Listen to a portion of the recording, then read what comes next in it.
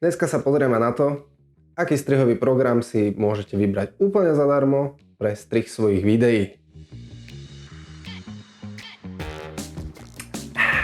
Prvá možnosť, ktorá vám určite napadne, je využiť vstávaný editačný software priamo vo vašom operačnom systéme, či je to Windows alebo Mac. Vo Windowse je to Windows Movie Maker, ktorý je známy už od verzie Windowsu XP. Tento software samozrejme rokmi nejakým štýlom dospel, ale dospel do takej veľmi zvláštnej formy. Je to stále jednoduchý editačný software, kde si viete jednoducho zostrihať svoje vlastné video z dovolenky, čiže z bodu A do bodu B si viete urobiť nejaký taký základný zostrih z jednej scény. Čo je dosť veľká nevýhoda, neviete vrstviť tieto scény, čiže neviete robiť komplikovanejšie vrstvy a je tam veľmi taká limitovaná práca so zvukom a s rôznymi efektami alebo tranzíciami. Čo sa mne osobne nepáči, je reklama priamo v tomto softvere a hlavne veľmi zvláštna limitácia, keď si chcete už výsledné video vyrenderovať, tak ste limitovaní iba na HD rozlíšenie pri 8 megabitoch za sekundu, čo je dosť veľká škoda. Za to naopak jablčkári, Appleáci majú vo svojich operačných systémoch vstávaný iMovie program, ktorý je omnoho viac rozšírenejší a dá sa s tým viac vyhrať s tým videom ako v prípade Movie Makeru. Pro verzia Movie Makeru samozrejme má nejaké veci navyše, ale ja si myslím, že tých 15 € za pro verziu sa naozaj neoplatí, najmä kvôli zastaralým logikám strihania a veľmi jednoduchého user interfejsu. Vyskúšať si zostrihať video vo Windows Movie Makeri, why not? Ale využívať ho na denné strihanie určite nie. Takže druhý program, ktorý vám odporúčam, sa vám bude o mnoho viac páčiť a ten sa volá HitFilm Express.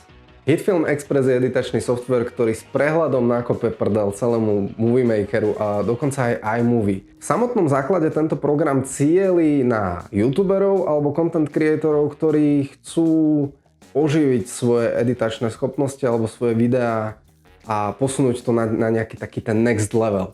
V čase nahrávania podľa ich stránky už je viac ako 4 milióny užívateľov, ktorí využívajú tento software a som mile prekvapený, že niečo takéto existuje. Spomínam si, že v minulosti bol veľký problém zohnať takýto software zadarmo a legálne. Dosť sa podobá svojim užívateľským rozhraním Adobe Premiere Pro, čiže ľudia, ktorí by chceli neskoršie prejsť na Adobe produkty, tak si myslím, že nebudú mať absolútne žiaden problém sa zorientovať v nejakých efektoch. Samozrejme, niektoré veci sú úplne inak pomenované ako v Premiére, ale to už je vyslovene taký minimálny rozdiel. Čo by som chcel určite vyzdvihnúť, tak tento program pracuje úplne so všetkými formátmi, nemal vôbec žiaden problém so 4K-čkovým rozlíšením pri 10 bitoch z Panasonic GH5, čo je úplne skvelé.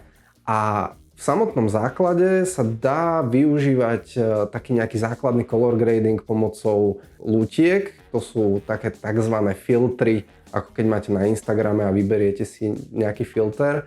Samozrejme, tieto lútky tam nie sú dodávané a musíte si ich dodatočne stiahnuť buď z internetu zadarmo, alebo dokonca sú nejaké balíčky, ktoré sa dajú zaplatiť. Ak by ste chceli upgradenúť túto verziu na Pro verziu, tak cena sa začína pohybovať okolo 349 €. Pridaná hodnota je, že dostanete viac ako 800 efektov v rámci celého programu, pokročilý 3D tracking, dokonca nástroj na green screen, čiže ak máte zelené pozadie, tak pokročilejší nástroj na green screen. Ďalšie extra balíčky pre ľudí, ktorí chcú vytvárať vizuálne efekty. Veľmi sa mi páči myšlienka autorov tohto softvéru. Sami hovoria, že každý kreatívec by mal mať prístup k najlepším nástrojom. A to je, myslím, že v dnešnej dobe základ mať nástroj, ktorým môžete vytvárať perfektný obsah. Tretí a zároveň posledný software, ktorý by som vám chcel odporúčiť, je DaVinci Resolve od spoločnosti Blackmagic. Nedávno, asi tak rok alebo rok a pol dozadu, odkúpili tento editačný software, ktorý sa primárne zaujímal o color grading, tak v rámci verejného beta testu si môžete túto verziu stiahnuť úplne zadarmo a môžete editovať v nej svoje videá. V rámci kvalít tohto softvéru sa, ako som spomínal, preslavil v color gradingu, ale čo sa mne osobne páči, tak v rámci celej postprodukcie vášho videa je každá časť oddelená separátne. Čiže keď si idete vytvoriť svoj projekt, tak si vytvárate svoje priečinky so zábermi, ktoré ste si vybrali, potom tie zábery strihate na timelineu a postupne procedurálne postupujete v ďalších krokoch úprava obrazu a potom prechádzate na úpravu audia a následný export, čo je úplne perfektné. Ak by ste náhodou uvažovali v budúcnosti o kúpe kamery, tak tento software je dodávaný priamo s Blackmagic kamerami a je vo verzii Studio. Čiže vám dajú úplne komplet package, nemusíte riešiť nejaké extra licencie na nejaký iný program a ak sa vám Resolve zapáči alebo by ste chceli pracovať v rámci toho ekosystému, tak je to úžasná kúpa.